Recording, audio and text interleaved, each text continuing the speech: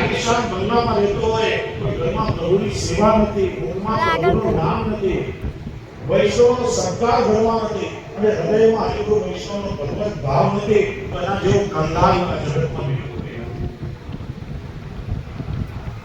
ત્યારે રૂપિયાના ધનથી વૈષ્ણવને ન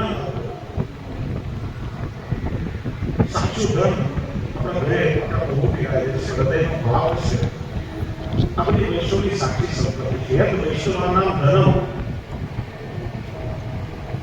કોઈ પણ પ્રકારે તમે ભગવત નામ લો, કોઈ ઠાકોરજીની નામ સેવા કરી.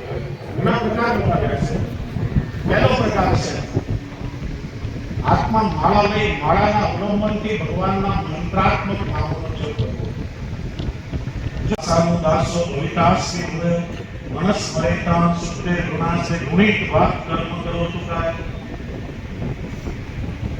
વિશ્વાસુ કે પ્રભુ મારા પર કૃપા કરો, મારી વાણી આપનો ગુણગાન ગાય, મારો દેહ આપનો સેવા ધર્મ નિભાવે. આપને છોડી મારે ઇન્દ્ર પદ, સ્વર્ગ, બ્રહ્મ પદ, રસાતળનું રાજ્ય, યોગ સિદ્ધિ કે મોક્ષ પણ જોઈતા નથી. પ્રભુ કૃપા કરી મને આપનો દાસાનો દાસ બહુ શુક્રવાર કરે છે. જો ખુશી માર્ગમાં આપણે કંઈક પ્રોગ્રામ કરી શકીએ. આપણે જ્યારે અન્ય કોઈ વૈષ્ણવને સંબોધન કરીએ, શબ્દ વ્યવહાર, પત્ર વ્યવહારથી આપણે શું લખીએ? અભ એટલે અરુણ ભગવતી. ભગવાનના ઘણા અર્થ થાય.